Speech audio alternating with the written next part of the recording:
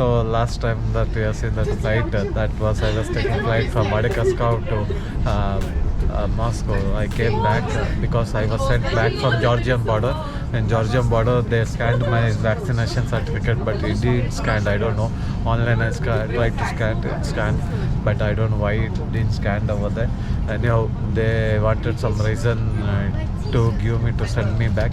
So finally they got that reason and they sent me back, unfortunately.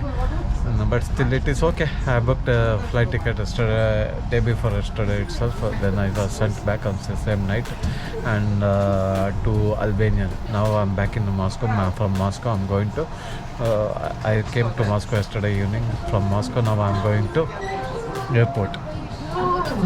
So I'll take a flight Pegasus to Albania, Tirana. Hopefully everything goes well. I can reach Tirana. That's what I booked 5 days of. I booked 5 days of hostel in Tirana, and after that I'll finish Montenegro because I got US visa, so I can mostly go to without Albania. It allows without any US visa to enter Albania up to 31st of December this year. If you have US visa and you have visited US once, you can go to Albania anytime.